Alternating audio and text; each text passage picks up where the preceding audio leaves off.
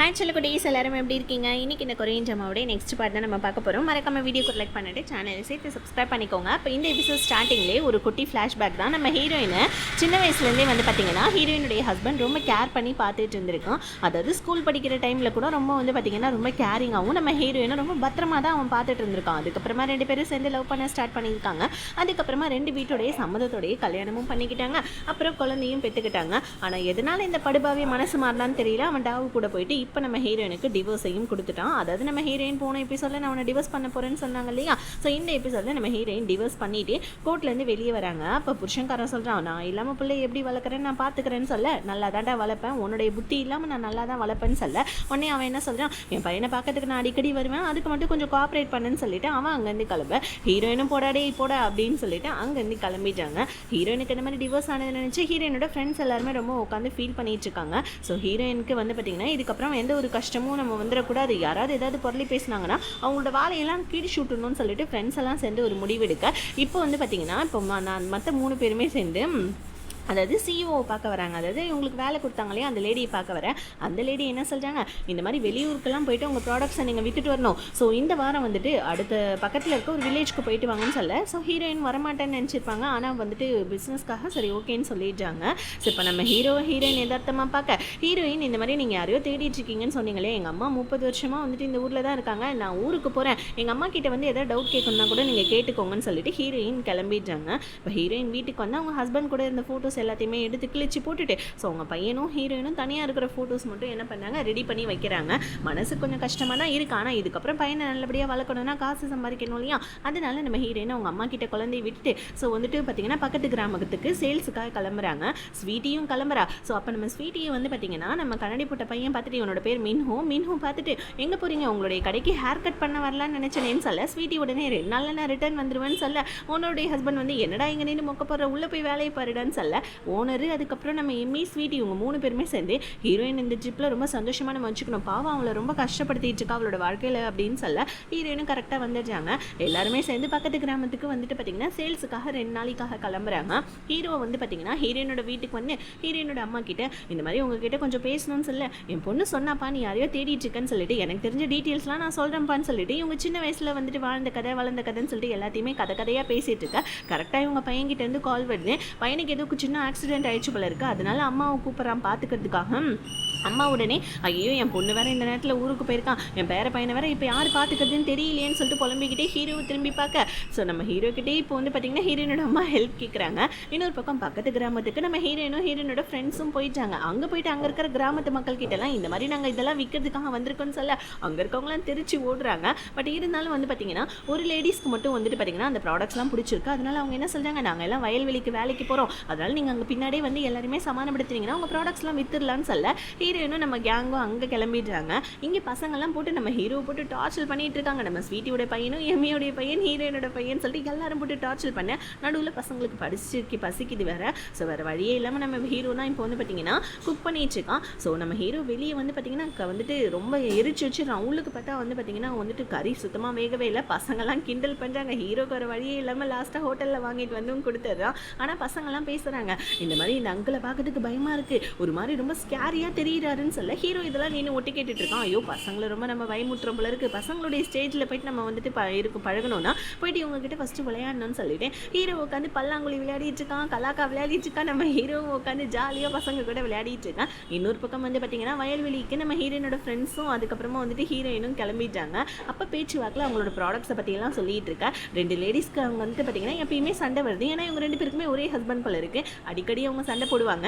இன்றைக்கி அந்த சண்டை கொஞ்சம் முத்தி போயிட்டு ஒருத்தரோட முடியை பிடிச்சி இன்னொருத்தர் இழுக்க சேர்த்துலேயே உருண்டு பிறண்டுட்டு இருக்காங்க. ஹீரோயினோட ஃப்ரெண்ட்ஸும் தடுக்க போக எல்லாரையும் பிடிச்சி கீழே தள்ளி விட்டுறாங்க. பத்தாவதுக்கு நம்ம ஃப்ரெண்ட்ஸ் எடுத்துகிட்டு வந்த பேகு ஹீரோயின் எடுத்துகிட்டு வந்த பேகுன்னு சொல்லிட்டு எல்லா பேகையும் வந்துட்டு இழுத்து போட்டு அடிக்கிறாங்க பாருங்க. அதில் நம்ம ஹீரோயின் வச்சிருக்க இன்னர்வியர் அதுக்கப்புறமா வந்து பார்த்திங்கன்னா கொஞ்சம் ப்ராடக்ட்ஸ் எல்லாமே சேத்துலேயே விழுந்துடுது. அவ்வளோதான். இதை பார்த்துட்டு வந்துட்டு எல்லாருமே டென்ஷன் ஆகிட்டாங்க. அதுக்கப்புறம் வேறு வழியே இல்லாமல் சேத்துல விழுந்த ப்ராடக்ட்ஸ் எல்லாத்தையும் உட்காந்து கழுவிட்டு இருக்க 2 சண்டை போட்ட லேடிங்க, உன்னால தாண்டி இதாச்சு, உன்னால தாண்டி இதாச்சுன்னு சொல்லிட்டு 2 பேரும் மறுபடியும் சண்டை போட நம்ம ஸ்வீட்டிக்கு கோவமே வந்துடுது. இதுங்க 2 சண்டை போட்டு தான் ப்ராடக்ட்ஸ் இருந்துச்சு, மறுபடியும் சண்டை போடுதுங்கன்னு சொல்ல. ஆனால் இப்போ நம்ம ஹீரோயின் எல்லா துணியை எடுத்து காய போட அப்போ தான் அங்கே இருக்கிற லேடிஸ்லாம் பார்க்குறாங்க, என்ன ட்ரெஸ்ஸுடா இது இப்படி இருக்குதுன்னு சொல்ல. அதுவாக உங்கள் ஹஸ்பண்ட் உங்கள் கூட சந்தோஷமாக இருக்கணும், வேறு பொண்ணெல்லாம் நீங்கள் பார்த்துட்டு போகக்கூடாதுன்னு உங்கள் ஹஸ்பண்ட் நினச்சிங்கன்னா இந்த மாதிரி ட்ரெஸ்ஸை வாங்கி போடுங்க, அப்போ தான் உங்கள் ஹஸ்பண்ட்ஸ்லாம் போக மாட்டாங்கன்னு சொல்ல. கிராமத்தில் இருக்க எல்லா லேடிஸும் இந்த நைட்டி எனக்கு, இந்த நைட்டி எனக்குன்னு சொல்லிட்டு சேத்துல விழுந்த ட்ரெஸ்ஸாக இருந்தாலும் பரவாயில்லன்னு காசு கொடுத்து வாங்கிக்கிறாங்க. செம சேல்ஸ் அங்கே நடந்துட்டு இருக்குது. ஸோ இப்படி இந்த சீன் கட்டாமல் ஹீரோயினுடைய பையன்கிட்ட 2 பசங்க புள்ளி பண்ணிட்டு இருக்காங்க. உங்கள் அப்பா உங்கள் அம்மாவும் டிவோர்ஸ் வாங்கிட்டாங்களாமே, உங்கள் அம்மா இந்த மாதிரி பிஸ்னஸ் பண்ணுறதுனால தான் உங்கள் அப்பா விட்டுட்டு போயிட்டாங்களா, உனக்கு நீ இப்போ யார் இருக்கா, எங்களுக்கு அப்பா இருக்காங்க அம்மா இருக்காங்கன்னு சொல்லிட்டு ஹீரோயினோட பையனை பிடிச்சி தள்ளி விட்டுடு, உனக்கு யாருமே இல்லை கேட்கறதுக்குன்னு சொல்ல. அப்போ அந்த இடத்துக்கு நம்ம ஹீரோ நான் இருக்கேன் அப்படின்னு சொல்லிட்டு வந்து ஹீரோயினோட பையனை தூக்கி விட்டுட்டு, டேய் பசங்களா என்ன பசங்க புள்ளி பண்ணக்கூடாதுன்னு தெரியாதா, இப்பெல்லாம் பண்ணக்கூடாதுன்னு சொல்லிட்டு ஹீரோயினோட பையனை கூட்டிகிட்டு போயிட்டு சரி வா தூங்கலான்னு சொல்லிட்டு வீட்டுக்கு கூப்பிட்டு போயிட்டு தலகாணி எடுக்கலான்னு சொல்லிட்டு வார்ட்ரோபை ஓப்பன் பண்ணால் அந்த வார்ட்ரோபில் நம்ம குட்டி பையனோட ஃபோட்டோஸும் ஹீரோயினோட ஒரு ஃபோட்டோஸ் இருக்குது. அந்த ஃபோட்டோ பார்க்கக்குள்ள ஹீரோயின் இது பழங்காலத்து ட்ரெஸ் போட்டிருக்க மாதிரி இருக்குது. அதை பார்த்துட்டு நம்ம ஹீரோ சிரிச்சுட்டு நின்றுட்டு பையன் வேற வந்து எங்கள் அம்மா அவார்டு வாங்கின ஃபோட்டோ இது எப்படி இருக்குது, எங்கள் அம்மா க்யூட்டாக இருக்காங்களான்னு கேட்க ஹீரோவும் சிரிச்சுக்கிட்டே ஆமாம் அவங்க அம்மா ரொம்ப க்யூட்டாக தான் இருக்காங்கன்னு சொல்லிட்டு சொல்கிறாங்க. ஸோ இப்போ நம்ம ஹீரோ படுக்க வைக்கிறதுக்காக பையனை படுக்க வைக்க பையன் என்ன சொல்கிறான், அம்மா இருந்திருந்தாங்கன்னா எனக்கு பெட் டைம் ஸ்டோரி எல்லாம் சொல்லியிருப்பாங்க தெரியுமான்னு சொல்ல. ஹீரோ புரிஞ்சுக்கிறான் பையன் நம்மளை பெட் டைம் ஸ்டோரி சொல்கிறாங்கள இருக்குன்னு சொல்லிட்டு வேறு வழியே இல்லாமல் உட்காந்து நம்ம ஹீரோவும் பையனுக்கு வந்துட்டு பார்த்திங்கன்னா பெட் டைம் ஸ்டோரி சொல்லிட்டு இருக்க. என்னதான் நம்ம ஹீரோயின் வெளியே சந்தோஷமாக இருக்கிற மாதிரி நடித்தாலும் உள்ளுக்குள்ளே கஷ்டமாக இருக்குது. ஸோ ஹீரோயின் ஒரு மாதிரி தனியாக நடந்து வந்துட்டு இருக்க. ஃப்ரெண்ட்ஸ் எல்லாம் எங்கே போன நீ கொஞ்சம் நேரத்தில் உன்னை காணாமல் போயிட்டேன், சரிவா நம்ம வந்துட்டு ஜாலியாக இருக்கலாம்னு சொல்லிட்டு ஃப்ரெண்ட்ஸ் எல்லாம் ஹீரோயின் சோகமாக இருக்கிறத பார்த்துட்டு ஸோ வந்து பார்த்திங்கன்னா அதாவது வந்துட்டு சரக்கடிக்கலாம் அப்படின்னு சொல்லிட்டு முடிவெடுக்கிறாங்க. இப்போ எல்லோரும் உட்காந்து அவங்களுடைய கதையை பேசிகிட்டு இருக்காங்க. இன்னொரு பக்கம் நம்ம ஹீரோ கதையை சொல்லிக்கிட்டே ஹீரோவும் சேர்ந்து பையன் கூட நல்லா தூங்கிட்டு இருக்கான். ஸோ அடுத்த நாள் வந்துட்டு பார்த்திங்கன்னா ஹீரோயின் ஊர்லேருந்தும் வந்துடுறாங்க. வந்து பார்த்தா ஹீரோ பசங்க கூட செம்ம ஜாலியாக விளையாடிட்டு இருக்கான். அவன் மாட்டுக்கும் ஹீரோ ஒரு போலீஸ் பெரிய ஆளுன்றதே மறந்துட்டு அவன் மாட்டுக்கு பசங்க கூட விளையாடிட்டு இருக்க.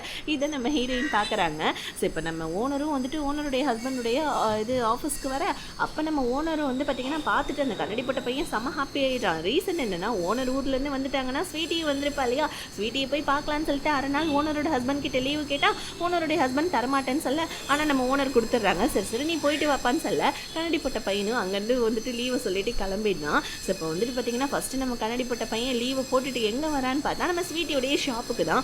அங்கே வந்து ஸ்வீட்டி கிட்ட உட்காந்துக்கிட்டு இந்த மாதிரி எனக்கு ஹேர் கட் பண்ணணும்னு சொல்ல. ஹேர் கட்டு என்ன மாதிரி ஹேர் கட்டு அப்படின்னு ஸ்வீட்டி கேட்க இவனுக்கு ஒரு மாதிரி ஆகிடுது. நீங்கள் தானே செலிபிரிட்டி கட்டு அப்படி இப்படி நீங்கன்னொன்னே என்ன செலிபிரிட்டி அப்படின்னு சொல்லிட்டு ஸ்வீட்டி கேட்குறா. ஆக்சுவலி ஸ்வீட்டி வந்துட்டு செலிபிரிட்டின்னு சொன்னதே மறந்துட்டா போல இருக்குது. இதனால வந்துட்டு நம்ம பாவம் கண்ணாடி போட்ட பையனுக்கு ரொம்ப கஷ்டமாயிடுது. இன்னொரு பக்கம் நம்ம ஹீரோயின் என்ன பண்ணாங்க, அவங்க அம்மா கிட்ட ஃபோன் பேசிட்டு வந்து ஹீரோ கிட்ட சாரி சொல்கிறாங்க. எங்கள் அம்மாவால் உங்களை ஹெல்ப் பண்ண முடியல, நீங்களே எங்கள் அம்மா கிட்ட ஹெல்ப் கேட்க வந்து பாவம் நாங்கள் வந்துட்டு நீங்கள் எங்களுக்கு ஹெல்ப் பண்ணுற மாதிரி ஆயிடுச்சு, எங்களை மன்னிச்சிடுங்கன்னு சொல்ல. ஹீரோ பரவாயில்லன்னு சொல்ல. ஹீரோயின் நான் கிராமத்துலேருந்து கொஞ்சம் மீன் வாங்கிட்டு வந்திருக்கேன், வீட்டுக்கு எடுத்துகிட்டு போய் சமைச்சு சாப்பிட்றீங்களான்னு சொல்ல. ஐயோ அம்மா அங்கிளுக்கு சமைக்கவே தெரியாது, சாப்பாடு எப்படி கருகிட்டாரு தெரியுமான்னு பையன் வேற கிண்டல் பண்ணிட்டு இருக்கான். ஸோ நம்ம ஹீரோயின் நான் சமைச்சு கொடுக்குறேன் நீங்கள் இங்கே சாப்பிட்டு போங்கன்னு சொல்ல. ஹீரோயில் பரவாயில்ல வேணான்னு சொல்கிறான். டக்குன்னு நம்ம குட்டி பையன் கூட வந்து அங்கிள் ப்ளீஸ் அங்கிள் இங்கே உட்காந்து சாப்பிட்டு போங்க அங்கிள்னு சொல்லிட்டு ஹீரோட்ட சொல்ல. ஹீரோவும் வேறு வழி இல்லாமல் சரி குழந்தை கூப்பிட்றானேன்னு சொல்லிட்டு சாப்பிட்றதுக்காக உட்கார. நம்ம ஹீரோயின் க்யூட்டாக சமைச்சு கொடுக்குறாங்க. ஆக்சுவலி அந்த சாப்பாடு செம்ம சூப்பராக இருக்க போல இருக்குது. இதில் பையன் வேறு எங்கள் அம்மா ரொம்ப ப்ரிட்டி, இதில் வேறு சமையல் வேறு இப்படி பண்ணியிருக்காங்க, உங்களுக்கு எப்படி இருக்குது நல்லா இருக்கா சொல்லுங்கள் அங்கிள்னு சொல்ல. ஹீரோவும் வந்துட்டு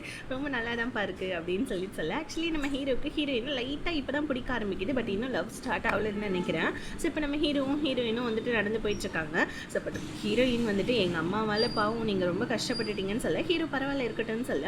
டக்குன்னு நம்ம ஹீரோயின் என்ன சொல்கிறாங்க, நீங்கள் அப்படி யாரை தாங்க தேடிட்டு இருக்கீங்கன்னு சொல்ல. நம்ம ஹீரோ உண்மையை சொல்லிட்டான். ஆக்சுவலி வந்துட்டு இந்த மாதிரி யூஎஸில் இருக்கவங்க என்னை தத்து எடுத்து வளர்த்தாங்க, ஆனால் எனக்குன்னு சொல்லிட்டு அம்மா கிடையாது, இங்கே வந்துட்டு எங்கள் அம்மாவை தேடுறதுக்காக தான் நான் வந்திருக்கேன்னு சொல்ல. ஸோ இப்போ நைட்டு பையன் வேறு போட்டு கொடுத்தனா, அம்மா அந்த அங்கிள் வந்துட்டு நீங்கள் ரொம்ப பிரிட்டியாக இருக்கீங்கன்னு சொன்னார். அது மட்டும் இல்லை அந்த அங்கிளுடைய அம்மா அவங்களுக்கு வந்துட்டு பெட் டைம் ஸ்டோரியெல்லாம் இது வரைக்கும் சொன்னதே கிடையாது, அவருக்கு என்னை பார்த்து பொறாமையாக இருக்காமா அப்படின்னு சொல்லிட்டு அந்த அங்கிள் சொன்னாருமான்னு சொல்லிட்டு ஹீரோயின் கிட்ட சொல்ல. ஹீரோயினும் இதெல்லாம் கேட்டுட்டு ஒரு மாதிரி லைட்டாக கஷ்டப்படுறாங்க. ஸோ இப்போ அப்படியே கட் பண்ணி நம்ம ஹீரோ வந்துட்டு அந்த கேஸை டீல் பண்ண அந்த வயசான போலீஸ்கிட்டே பேசிகிட்டு இருக்காரு. ஈவினிங் உங்ககிட்ட கொஞ்சம் பேசணும், உங்களுக்கு டைம் இருக்கான்னு கேட்க அந்த போலீஸும் ஓகேன்னு சொல்லிடுறாங்க. இன்னொரு பக்கம் நம்ம ஹீரோயின் ஸோ கலெக்ஷன் காசெல்லாம் கொண்டு வந்து சிஇஓ கிட்ட கொடுக்க வர. அப்போ சிஇஓ என்ன சொல்கிறாங்க, பேசாமல் நீ பிரான்ச் மேனேஜராக வந்துட்டு ஆயிடுறியா, நான் உன்னை பிரான்ச் மேனேஜராக வேணால் ப்ரமோட் பண்ணுறேன், உனக்கு எப்பயுமே நிலையான ஒரு சேலரி வரும், நீ ரொம்ப நல்லா ஒர்க் பண்ணுறேன்னு சொல்ல. அவ்வளோதான் நம்ம ஹீரோயினுக்கு செம்ம சந்தோஷமாயிடுது. கொஞ்ச நாளே ஒரு நல்ல ஒர்க்கு கிடச்சிருச்சேன்னு சொல்லிட்டு அந்த சந்தோஷத்தில் ஒருத்தவனை இடிச்சிட்றாங்க வேற. போகிறப்ப ஹீரோயின் ஐயோ சாரிங்க தெரியாமல் பண்ணிட்டேன்னு சொல்ல அவன் என்ன சொல்கிறான், ஹே என்ன ஞாபகம் இல்லையா, நான் சின்ன வயசு உன்னோட ஃப்ரெண்டு, நான் உன் கூட ஸ்கூல் படிச்சிருக்கேன், என்னோட ஒய்ஃப் உன்னோட ப்ராடக்ட்ஸ்லாம் வாங்கணும்னு ஆசைப்படுறாங்க, ஆனால் என் ஒய்ஃபால் வெந்திரிச்சு வர முடியாது,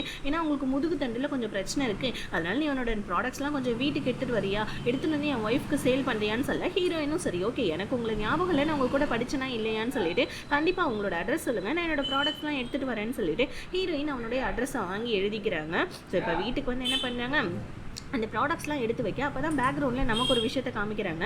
ஆக்சுவலி நம்ம ஹீரோயின் அந்த பையன்கிட்ட அதாவது அவன்கிட்ட பேசிகிட்டு இருக்க டைமு நீங்கள் தனியாக வாங்க இல்லைன்னா என் ஒய்ஃப் ரொம்ப எம்பரஸ்மெண்ட்டாக ஃபீல் பண்ணுவாங்கன்னு சொல்ல ஹீரோயினும் சரின்னு சொல்லியிருப்பாங்க. பட் இருந்தாலும் நம்ம ஹீரோயின் நம்ம எம்மிக்கு கால் பண்ணி இந்த மாதிரி ஒரு சேல்ஸுக்கு போகணும் நீ வரியான்னு கேட்க, ஆனால் எம்மியால் முடியல போல இருக்குது, இல்லைப்பா எனக்கு உடம்பு முடியலன்னு சொல்ல ஹீரோயின் சரி ஓகே பரவாயில்ல நானே போய்க்கிறேன்னு சொல்லிட்டு ஸோ கிளம்புறாங்க. இப்போ அந்த அட்ரஸ் வந்து பார்த்திங்கன்னா ஒரு காட்டு வழியாக போகுது. ஹீரோயினுமே கொஞ்சம் பயந்த மாதிரி தான் வந்துட்டு அந்த காட்டு வழியில் போயிட்டு இருக்காங்க. இந்த காட்டில் வீட்டை கட்டி வச்சிருக்கானா அவன் சொல்லிட்டே போயிட்டு இருக்க டைமு இப்போ நம்ம ஹீரோயின் என்ன பண்ணுறாங்க, அங்கே போவ இங்கே நம்ம ஹீரோ ஒரு இடத்துல கிராசரி வாங்கிட்டு வெளியே வர அப்போ நம்ம எம்மியும் கூட இருக்கிற குரலி பேசுகிற ஆன்ட்டிங்கெல்லாம் ஹீரோயினை பற்றி தப்பாக பேச எம்மிக்கு கோவம் வந்து ஹீரோயினை பற்றி தம்மா பேசாதீங்க, ஒரு நல்ல வந்துட்டு ஒரு ஒர்க்கர் ஹார்ட் ஒர்க்கர் தெரியுமா, இப்போ கூட ஒரு வீட்டுக்கு வந்துட்டு இந்த மாதிரி டெலிவரி பண்ணுறதுக்காக தான் போயிருக்கா, ஒரு சேல்ஸ் ப்ராடக்ட் பண்ணுறதுக்காகன்னு சொல்ல குரலி பேசுகிறவங்களுக்கு தான் அந்த வீட்டில் என்ன நடக்கும் இந்த வீட்டில் என்ன நடக்கும் தெரியுமே, என்னது அந்த வீட்டில் வந்துட்டு ஏதோ ஒரு ஒய்ஃப் இருக்கா, அப்போல்லாம் ஒன்றும் கிடையாது, அந்த ஆளுக்கு ஒரே ஒரு ஒய்ஃப் தான் இருந்தால் அது ஒரு ஃப்ளவர் ஃபார்மு, ஆக்சுவலி இந்த பூந்தோட்டம் இருக்கிற ஒரு ஃபார்மு, ஆனால் அவனோட பொண்டாட்டி டிவோர்ஸ் பண்ணிட்டு எப்பயோ போயிட்டாலே அவன் அங்கே போயிட்டு என்ன சேல்ஸ் பண்ண போறா, ஒருவேளை அவனுக்கு வேற ஏதாவது ஒரு அஃபேர் இருக்குமோன்னு சொல்லிட்டு குரலி பேசுறவங்களாம் பேசிட்டு இருக்கான். இது நம்ம ஹீரோ கேட்டுறான். ஸோ ஹீரோக்கு லைட்டாக டவுட் வருது, அந்த ஃபார்மில் இருக்கிறவனோட ஒய்ஃப் போயிட்டாங்கன்னா அப்புறம் எதுக்காக ஹீரோயினை ஒய்ஃப் வந்துட்டு ப்ராடக்ட் வாங்கணும்னு வர சொல்லியிருப்பான்னு சொல்லிட்டு ஹீரோக்கு டவுட் வந்து அந்த ஃபார்மை நோக்கி வர இப்போ நம்ம ஹீரோயின் கொஞ்ச நேரத்துக்கு அப்புறமா அந்த ஃபார்ம்லேருந்து குடுகுடுன்னு வெளியே பயந்த மாதிரி ஓடி வந்துட்டு இருக்காங்க. அவன் என்ன பண்ணுறான், ஸோ ஹீரோயின் கூட படித்தவன் சொல்லி சொன்னா இல்லையா, அவன் என்ன பண்ணா ஹீரோயினோட கையை பிடிச்சி இழுத்து ஒழுங்காக வந்துருன்னு சொல்லிட்டு கையை பிடிச்சி இழுத்துட்டு இருக்க ஹீரோயின் செம்மையாக பயப்பட அப்போ யாரோ வந்து அவனை பிடிச்சி செம்மடி அடிக்கிறாங்க. அது வேறு யாரும் கிடையாது நம்ம ஹீரோ தான். ஆனால் அங்கே நடந்த கலவரத்தில் ஹீரோயின் பயந்து போய் ஒரு இடத்துல உட்காந்து அழுதுட்டு இருக்கேன். பின்னாடி வந்து நம்ம ஹீரோயினோட பேரை சொல்லி நான் வந்துட்டேன்னு சொல்லிட்டு சொல்ல ஹீரோயின் அப்படியே கண் கலங்கி போய் பின்னாடி திரும்பி நம்ம ஹீரோக்காக இப்படியே இந்த எபிசோட் முடியுது. நெக்ஸ்ட் எபிசோட்ல மீதி கதையை பார்க்கலாம். Tata bye, see you.